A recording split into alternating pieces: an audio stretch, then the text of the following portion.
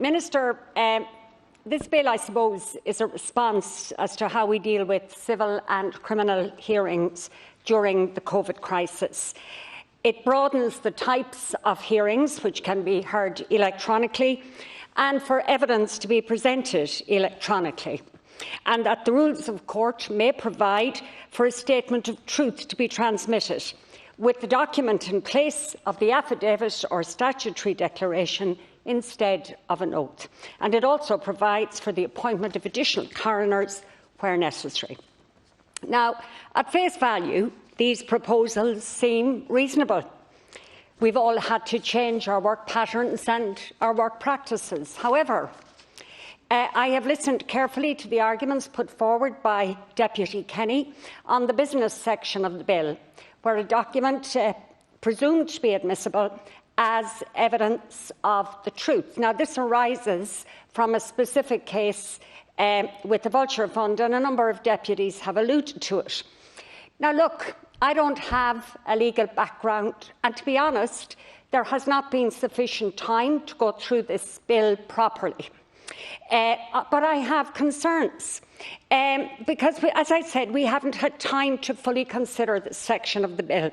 I have listened to the contributions here this evening, and I think the suggestion by Deputy Howland and others that we take this section out, that we debate and discuss it fully in the autumn, so that we don't have unintended consequences.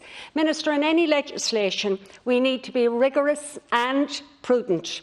Here, we are being rushed and unsure, and mainly because of this specific section. Minister, it's generally recognised by all of us that the main purpose of this bill is to facilitate the operation of the courts and to minimise travel and disruption. And yet, Minister, can I draw your attention to a situation where, instead of minimising travel and disruption, we are in fact creating it by a proposal to move jury courts from Sligo Court to Letterkenny. Now, the issue, of course, is a COVID issue, like this bill is dealing with here today, but it's the issue of capacity.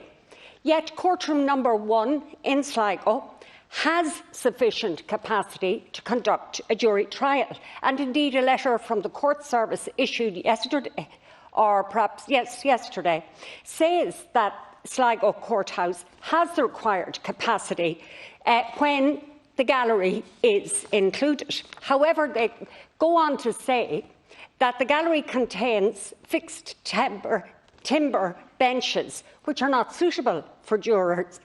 As it is a listed building, it says that planning permission may be needed to make the benches comfortable for jurors.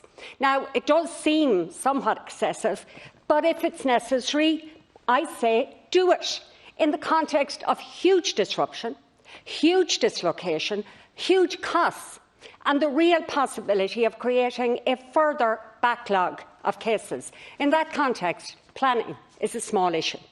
There are sufficient courtrooms in Sligo to allow for other work to proceed when courtroom number 1 is in use for a jury trial. I just want you to consider, Minister, the huge logistical difficulties in moving to Letterkenny. Travelling from Sligo 113 kilometres one way, 1 hour 31 minutes. Many of the Gardaí will travel from Ballymote, 1 hour 46 minutes. And think of the chaos because of possible backup of trials that can't be arranged in the event of pleas or trials not proceeding for whatever reason. So jury panels could be brought in only to be sent home again. You're talking about witnesses, about Gardaí and about court staff.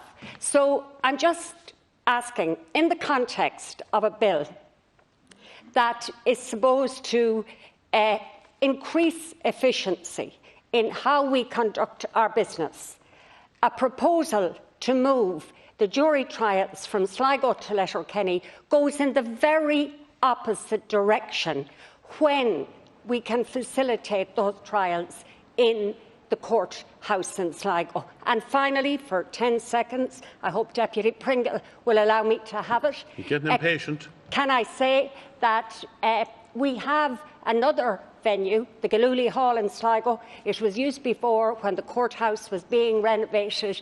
It's there also. So, Minister, efficiency is the order of the day, and hopefully you will listen to what I have to say on this issue. David Thomas.